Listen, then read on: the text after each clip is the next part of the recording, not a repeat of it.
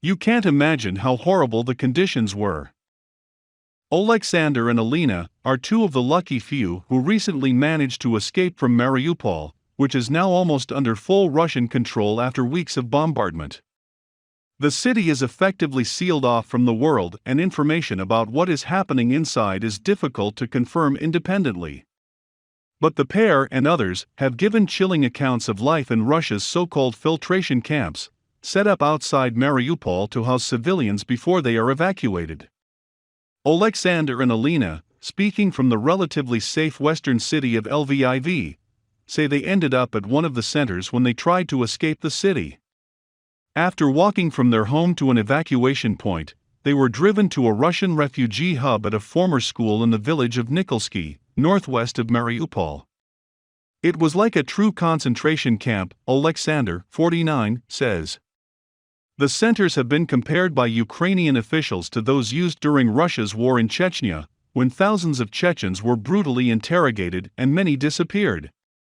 Oleksandr and Alina were fingerprinted, photographed from all sides, and interrogated for several hours by Russian security officers like in a prison, he says. They worried that the Russians would look at their phones, and so they cleared all evidence from their devices of anything to do with Ukraine, including photos of their daughter in front of a Ukrainian flag. They were right to worry. Oleksandr says that during their interrogation, Russian security officers examined photographs, phone call history and contact numbers on their devices for links with journalists or government and military officials.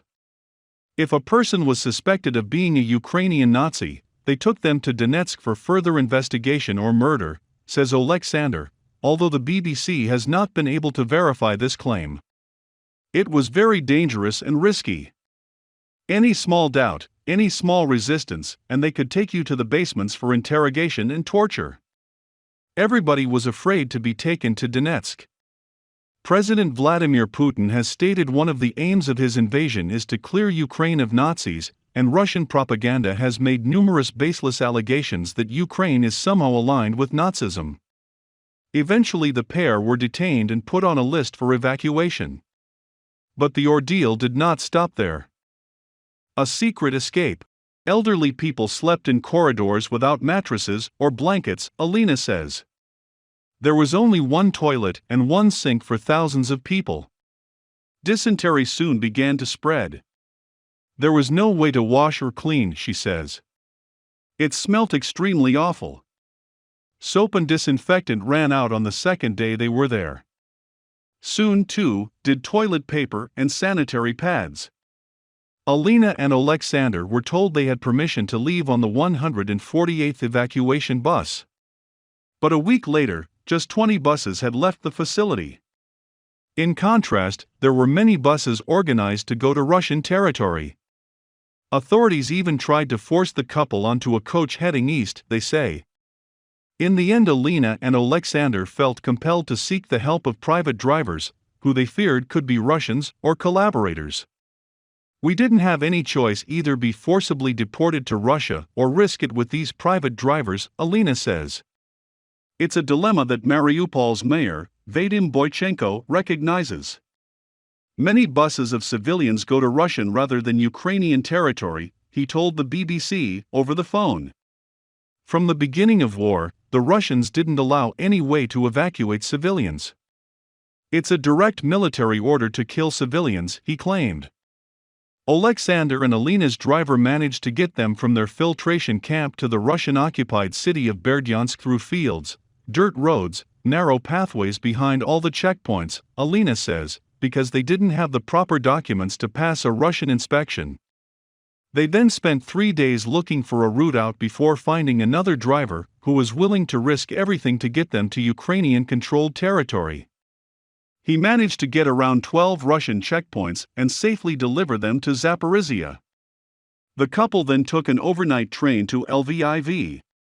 From filtration camps you can only escape using these risky local private drivers, Oleksandr says.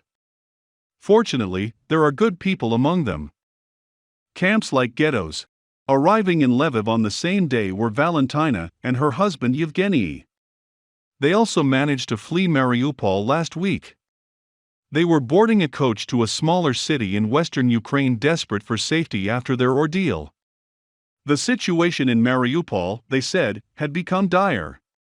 They survived by sheltering in a basement, living of tinned goods, a handful of potatoes they grew in their garden, and water taken from the boiler. The filtration process was speedy for them, says Valentina, 58, perhaps because of their age and because Yevgeny has a disability. But it was far worse for younger people, she said. The filtration camps are like ghettos, she says. Russians divide people into groups. Those who were suspected of having connections with the Ukrainian army, territorial defense, journalists, workers from the government, it's very dangerous for them.